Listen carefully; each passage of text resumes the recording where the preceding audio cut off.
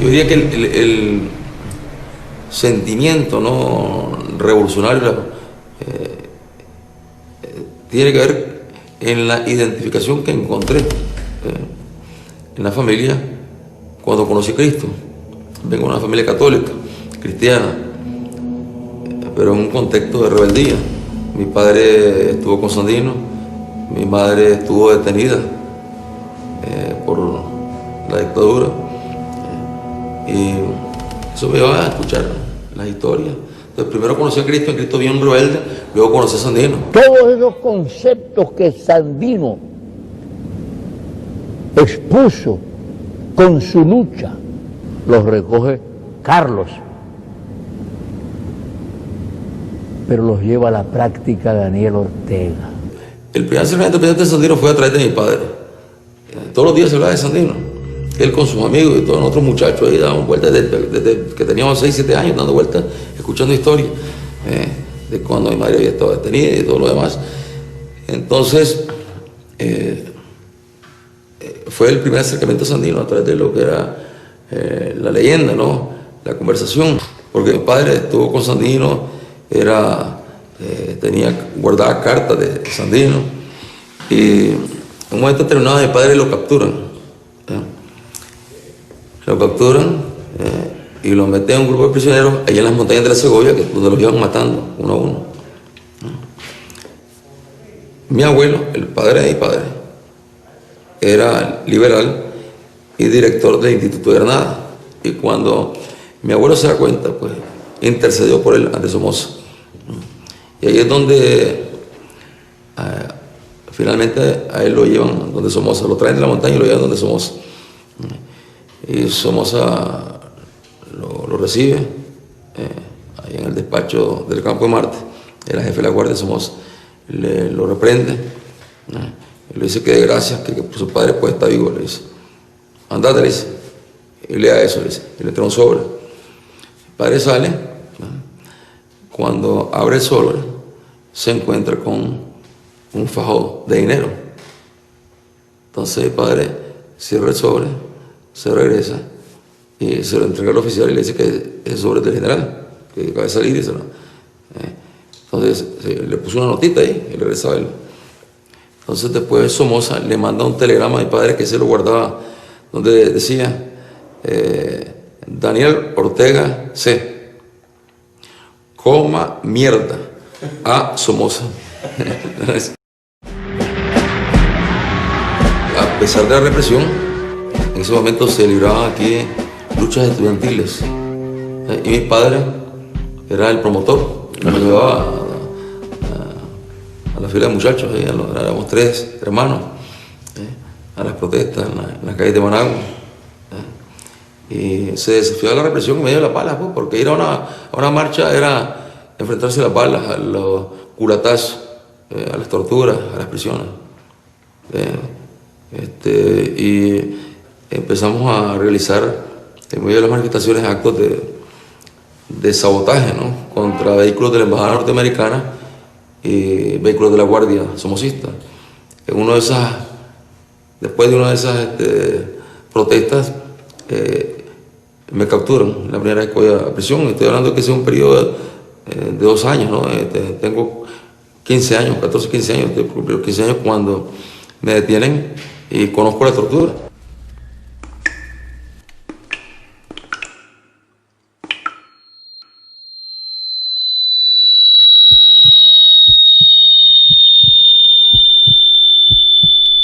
El cuarto de tortura se encontraba en la casa presidencial, en los sótanos, a un lado. Ahí era el lugar donde se llevaba a los prisioneros políticos, y desde que uno iba subiendo ahí la loma, ya sabía pues que iba para la tortura. Eso era lo que se conocía. El que no había ido a prisionero sabía que cuando ya iba con esa ruta, iba a la tortura.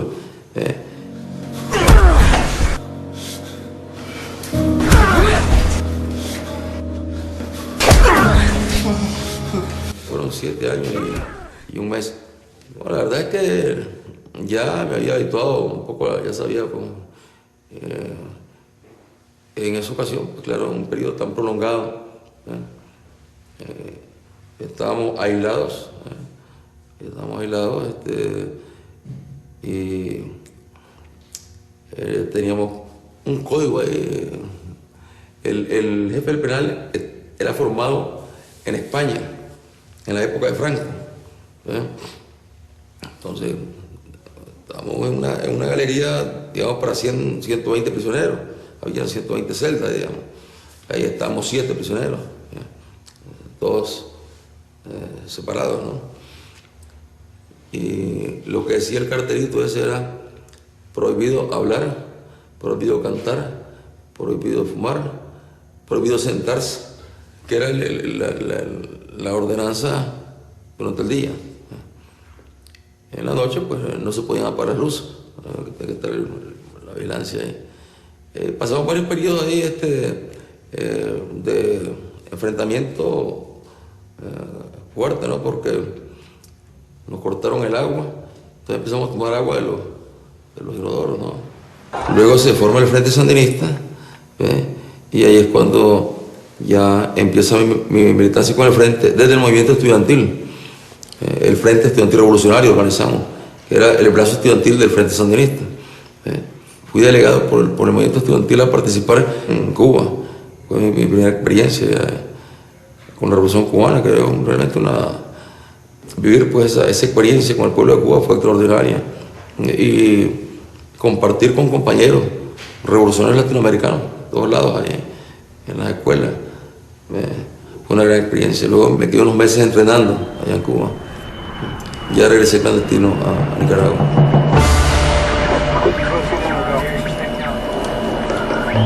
Lo que nuestros antepasados no pudieron hacer, hoy lo estamos haciendo nosotros. Estamos dispuestos a terminar con el somocismo porque ya no lo queremos tener más en nuestra patria, hermano.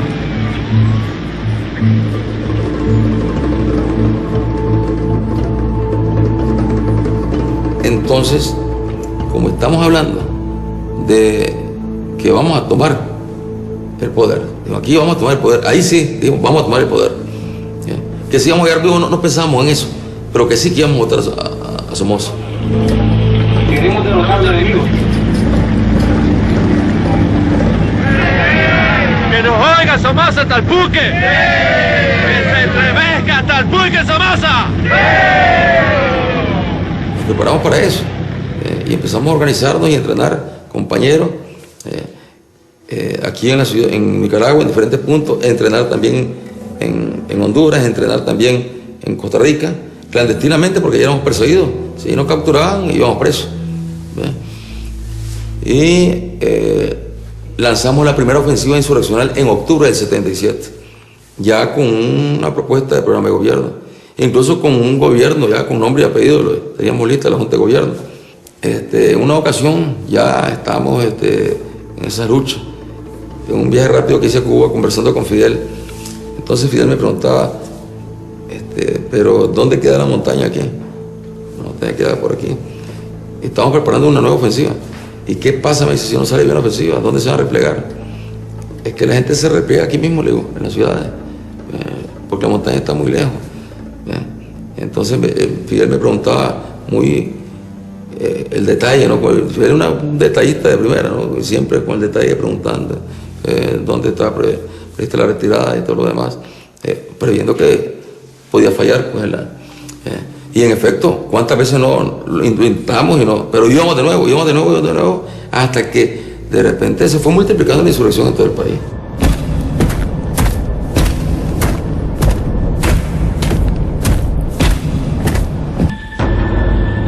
Entonces fue cuando nosotros decidimos irnos a una estrategia insurreccional. Dijimos, aquí en la montaña tiene que ser la ciudad, aquí es donde está la gente, donde está el pueblo.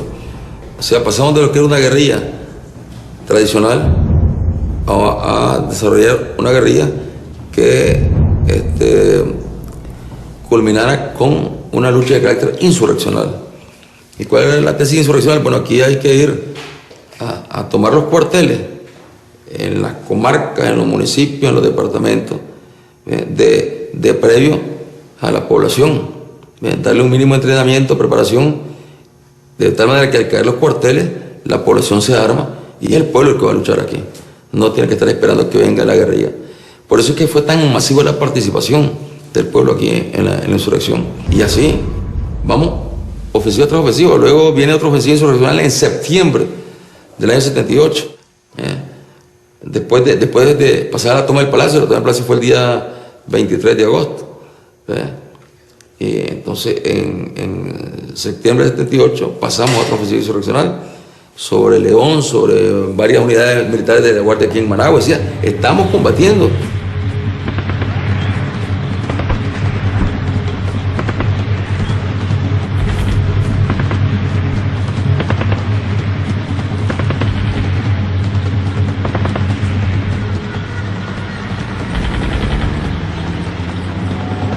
Y allí se producen acciones donde la gente está viendo que es derrotable el poderío de Somoza. El 17 de julio del 79 estábamos ahí en ese momento cuando sale la noticia que Somoza se va. Anastasio Somoza renunció, el rey ha muerto, 1979. Entonces salimos a la calle a celebrar la huida de Somoza. Soldados sandinistas provenientes de León continúan su arribo a las puertas de Managua. Los cantos y consignas ya se escuchan a lo lejos.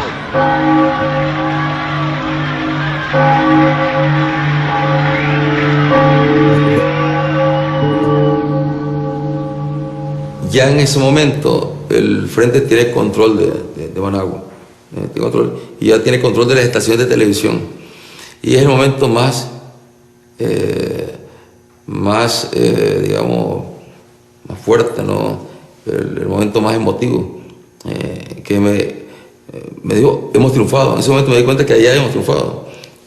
Cuando veo por la televisión, por primera vez, la imagen de Sandino, aquellas tomas de Sandino aparecen quitándose el sombrero, saludando. Eso fue algo realmente que me hizo llorar, ver, hemos triunfado. O sea, eso fue lo que me convenció de que habíamos triunfado. El poder militar fue erradicado de raíz, se instauró un nuevo poder militar sobre la base revolucionaria, sobre la base popular. Las estructuras económicas que existían fueron erradicadas de raíz. Nosotros logramos aquí darle un gran impulso a lo que era el sector agroindustrial. Logramos crear condiciones que nunca habían existido en este país, que no haya sido capaz el capitalismo de crearla. Entonces estuvimos estudiando el problema de la nacionalización de la mina, que visto así parece algo sencillo. Puede parecer fácil decir o preguntarse por qué el Frente no nacionalizó las minas al día siguiente del triunfo. La trascendencia que tiene la medida es enorme.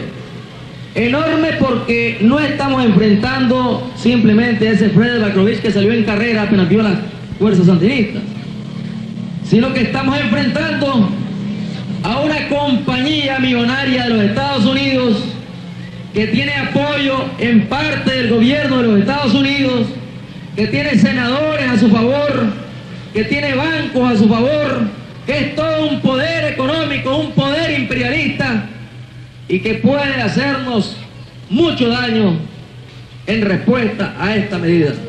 Pero más daño del que ya había hecho aquí no nos va a hacer. Entonces se hicieron transformaciones profundas, ¿no? En el campo económico, en el campo de la propiedad, que fue lo que generó las enormes contradicciones. No vamos a seguir discutiendo reglas del juego.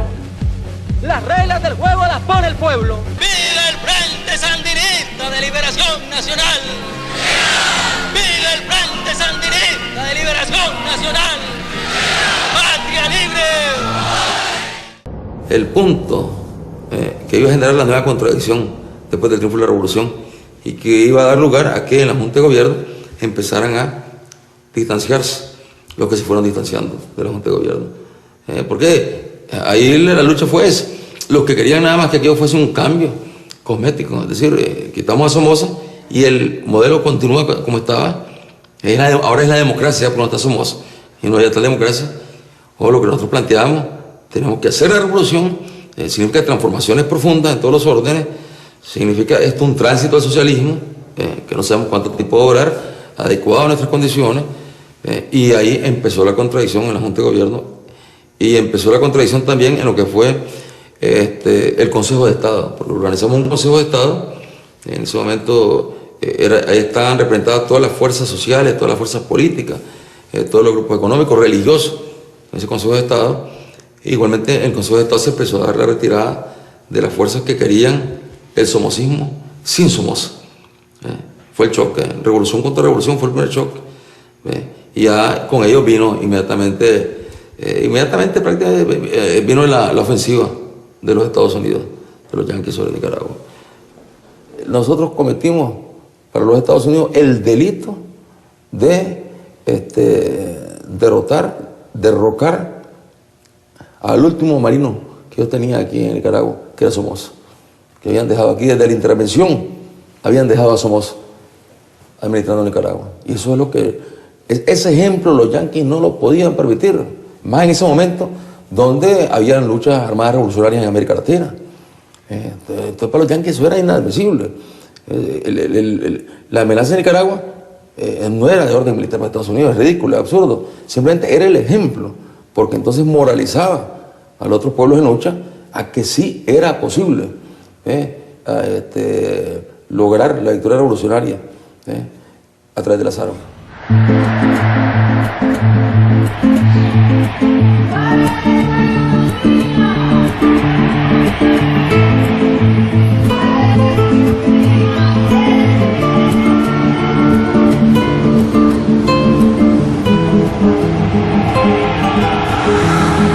Esta es una conspiración comunista de Cuba con el comunismo para querer tener influencia en Nicaragua y después pasar a los demás países de Centroamérica. El gobierno de Estados Unidos ya se dio cuenta de eso y yo creo que ellos no van a querer tener otra Cuba en Centroamérica. Entonces ya estábamos de nuevo a inicio de la guerra, de una nueva guerra. Los primeros muertos fueron en el año 80 con la campaña de alfabetización. Desde Honduras, guardias somocistas que estaban allá empezaron a penetrar con el apoyo del ejército hondureño, apoyo de los yanquis, y a matar alfabetizadores. Estos analistas norteamericanos que saben hacer números llegaban a afirmar que la cantidad de muertos, de bajas que había tenido el pueblo nicaragüense en ese periodo era mayor, de acuerdo con la población, al número de bajas y muertos que los Estados Unidos habían tenido desde la Segunda Guerra Mundial, pasando por la Guerra de Corea y la Guerra de Vietnam. Lo que nos puede dar una idea del impacto social que tenía. O sea, nosotros ya habíamos establecido por norma constitucional que habrían elecciones en Nicaragua, que esas elecciones serían cada 6 años. La primera elección había sido en el 84, la siguiente elección era en el 90, en el mes de noviembre del 90. Yo recuerdo en esa campaña del 89, cuando andaba en campaña, me encontraba con madres que se me acercaban, eran sandinistas, me decían, tráigame a mi hijo del servicio, me decían, ya tengo un hijo muerto. Otro me decía, ya tengo 2 hijos muertos y tengo 2 en el servicio, tráigamelo, me decían. O sea, ya era insostenible, humanamente era insostenible para el pueblo. O sea, el pueblo había dado mucho, más de lo que podía dar realmente. ¿Qué fueron esas elecciones? Fueron un referéndum realmente, entre la guerra y la paz. Nosotros que prometíamos la paz y la derecha que prometía la paz con el respaldo del presidente de los Estados Unidos, que es el que nos está haciendo la guerra. Entonces, lógicamente, el pueblo dijo, aquí aunque tengamos salud, aunque tengamos educación, aunque tengamos todo lo que tengamos en beneficios sociales, pues en primer lugar es la vida. Quiero expresarle a todos los nicaragüenses y a los pueblos del mundo que el presidente de Nicaragua, el gobierno de Nicaragua, va a respetar y a acatar el mandato popular emanado por la votación en estas elecciones. El momento de la entrega del gobierno, un momento dramático cuando entregamos el gobierno, ¿no? Un momento dramático, y yo le hice un llamado al pueblo y le dije, ahora vamos a gobernar desde abajo, que significaba, aquí la revolución está viva y seguimos dando la batalla desde abajo. Llegará el día en que volveremos a gobernar desde arriba, porque el Frente Sandinista de Liberación Nacional con el pueblo de Nicaragua seguirá gobernando desde abajo.